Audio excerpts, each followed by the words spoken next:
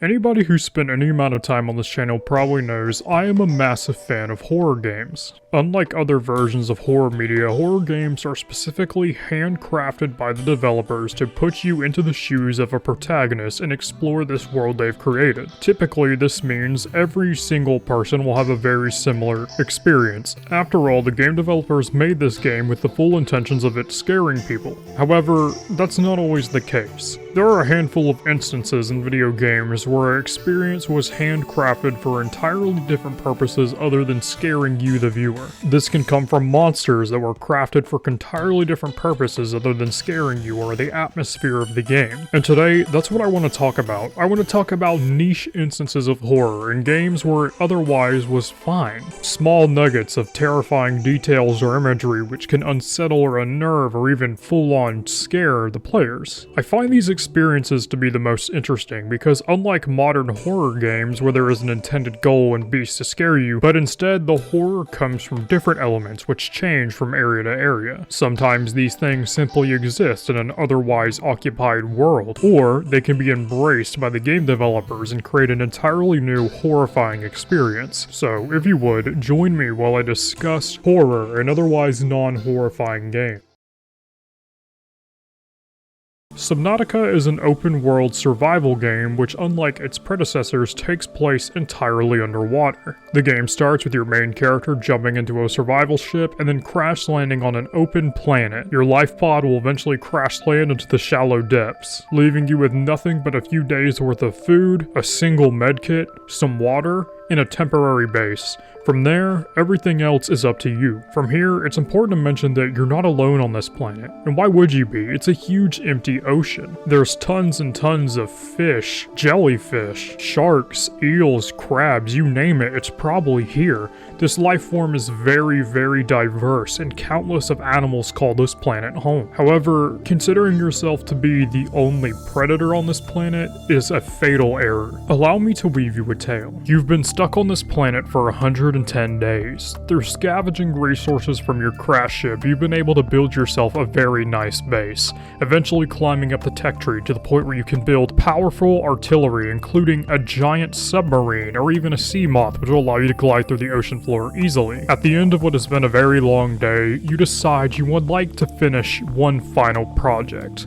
You rummage through your drawers, realizing that you could potentially make an upgrade for your newly crafted prawn suit, only to realize you lack the raw materials to create this piece of armament. However, throughout the past 100 days, you remember seeing a floating island. And on this island, you remember finding some very valuable materials that can make this suit for you. And though the sun has begun to set, you decide, screw it, I'm gonna go get this final piece and finish my tenure. And thus, you hop in your sea moth and swim throughout the ocean, always peeking up to the surface to watch as the sun sets. By the time you arrive at the floating island, you park your sea moth around the corner, knowing well that when you're done, you can simply jump off of the ledge right next to your sea moth and make your escape. After doing a little bit of digging, you find the rare materials you were looking for, and you decide it's time to leave. You jump off of the side of the mountain, landing directly in the water as you predicted before hopping in your sea moth. By this point, it's completely dark. What small bit of the surface of the ocean was made visible by the daylight is now a pitch black void. Only a small bit of illumination comes a few feet in front of you in the form of your vessel's lanterns. Thus, you turn around and...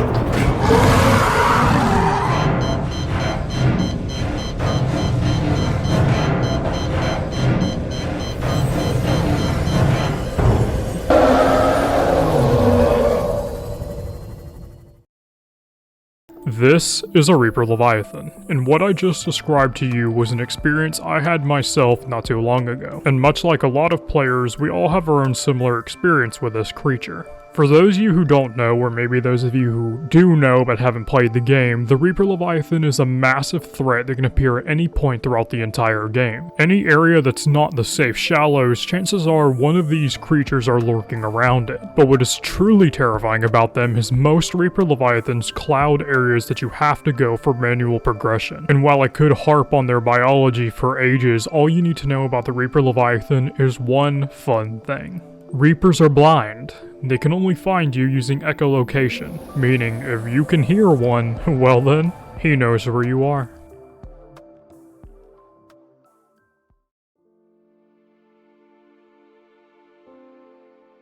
Minecraft is an interesting game. While I could sit here and dwell on the experiences of the game and discuss why it's so cool and fun, I don't feel the need to do that. Chances are, you know what Minecraft is. It is one of the most, if not the most, selling games of all time. And while in recent years it has become very synonymous with children and children's entertainment, there was once a time where Minecraft caused fear in the hearts of its players. However, this fear is not like the dread of encountering a Reaper Leviathan or the gut-punching feeling that something's following you in other survival horror games. No, this feeling comes from the feeling of liminality. Chances are, if you spend any amount of time on the internet, you've seen this image. For those of you that don't know what this is a picture of the Backrooms, uploaded to 4chan some time ago. And this image has a lot to do with the fear of liminality. And while I could give you a very long, drawn-out explanation of what liminality means, it would be lost on most of you. All you need to know is that when some images are in between a transitional period, they look wrong. And even though you can't put your finger on what it is exactly, it's unsettling, it's unnerving, your mind can't comprehend it fully. Now, of course, the fear of this is different from person to person. Typically, it depends on what generation you grew up in. Now, how does that relate to Minecraft? Well, put simply, images and positions from Minecraft can invoke a huge feeling of nostalgia from players. However, because so many of us have experienced this game and recognize a lot of the images from it, they can cause a form of liminality, some sort of sensation that something's wrong. How many times as a kid did you play through your old Minecraft world and just got unsettled? Nothing was wrong, nothing had been happening, you were just building your house.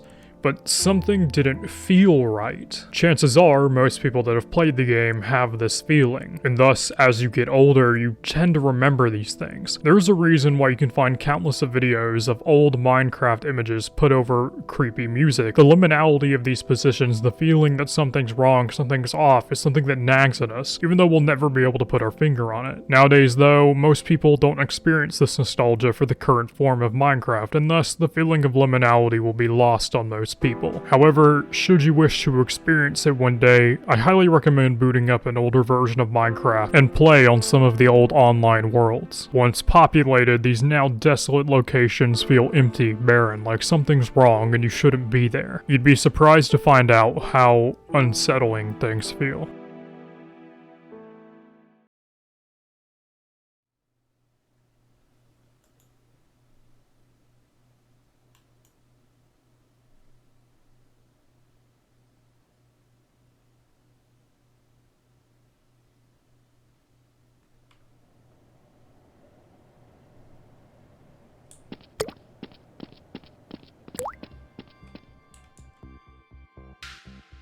Gmod is another game that I feel like needs no real introduction. Chances are, if you consumed YouTube content throughout the early 2010s, then you've probably seen footage of this game. Hell, if you consume content at all on the internet, you've probably seen footage of this game. Yet still, it hasn't achieved the same level of virality as things like Minecraft, so I will still explain it, but briefly. Put simply, Gmod is a sandbox game. It's an open source sandbox game that allows the player to create and form many different islands, experiences, places, things, or just explore. It was created using the same engine as the old Half-Life games and Team Fortress 2, and that's just about all you need to know. That's the crux of the game. Much like the games I've mentioned earlier, it's a single-player game where your only objective is to go in and make something. However, there's something about the game that just feels wrong. Much like Minecraft, you have an overwhelming sense of familiarity. Though, this familiarity doesn't come from nostalgia, this familiarity comes from something completely different. You see, Gmod is a very community-focused game. After all, what are you doing in Gmod if not building something for the community or playing with people in your community?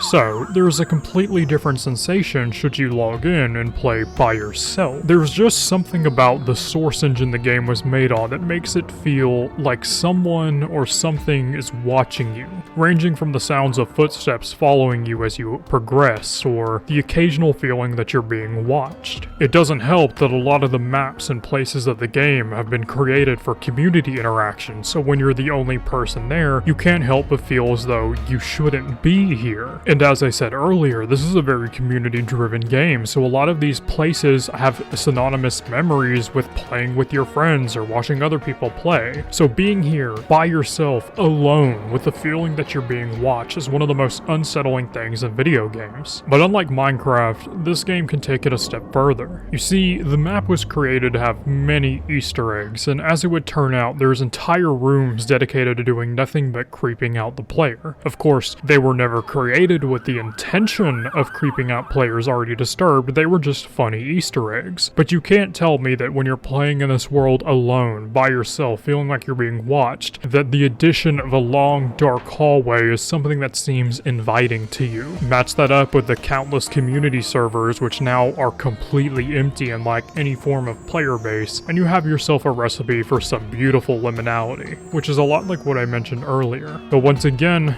don't take my word for it. Go play the game, open up a map, and just explore for a little bit, and we'll see how things feel for you.